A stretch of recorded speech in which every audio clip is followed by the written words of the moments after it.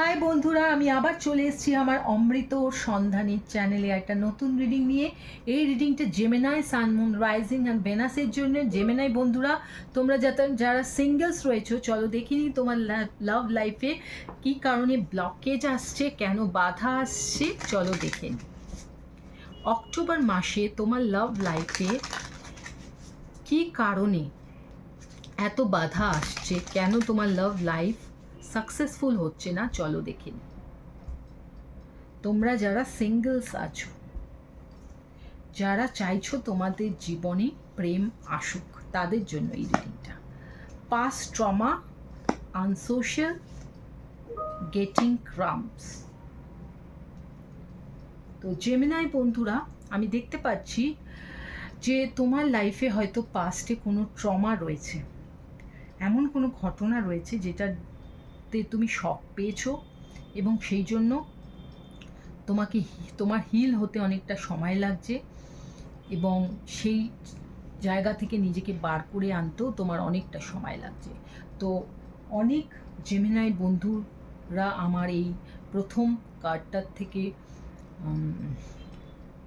কার্ডটার সঙ্গে ম্যাচ করবে, এবার অনেকে করবেও না, কারণ সবার তো আর পাস্ট ট্রমা থাকবে না। তিনটে মেইন কারণ আমি দেখছি।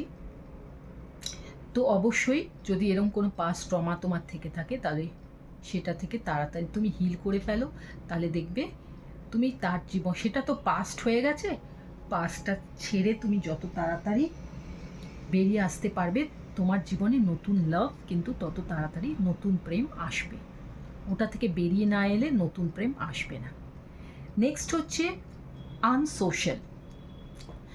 তোমাকে না অনেকটা বেশি সোশ্যালাইজ হতে হবে, অনেক বেশি বেরোতে হবে, লোকের সঙ্গে দেখা করতে হবে, নতুন নতুন মানুষের সঙ্গে মিশতে হবে, কথা বলতে হবে, জানতে হবে তাদের সম্বন্ধে, যাতে তুমি অনেক বেশি সোশ্যাল লাইফে থাকতে পারো, অনেক মানুষের সঙ্গে মিশতে পারো এবং তোমার জীবনে প্রেম আসে তাদের মাধ্যমে।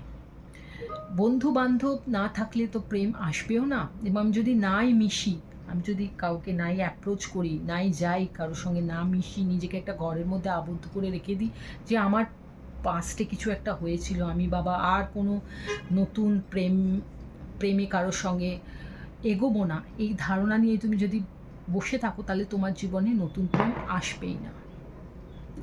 থার্ড, আমরা দেখতে পাচ্ছি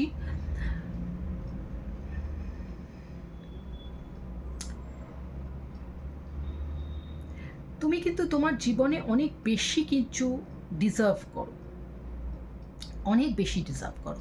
এখন তুমি যদি কোনো রিলেশনশিপে থেকে থাকো এবং সেটা যদি কাজ না করে, তাহলে কিন্তু এটা বুঝতে হবে তুমি তোমার জীবনে কিন্তু আরও অনেক কিছু আসতে চলেছে এবং তুমি কিন্তু সেটা ডিজার্ভ করো।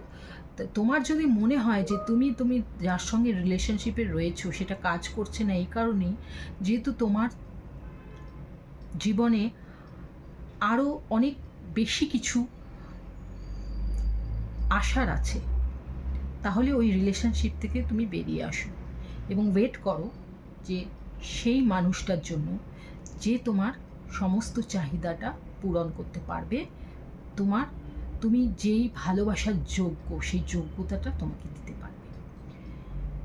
তো জেমিনাই বন্ধুরা, এটা একটা ছোট্ট রিডিং অক্টোবর মাসের জন্যে।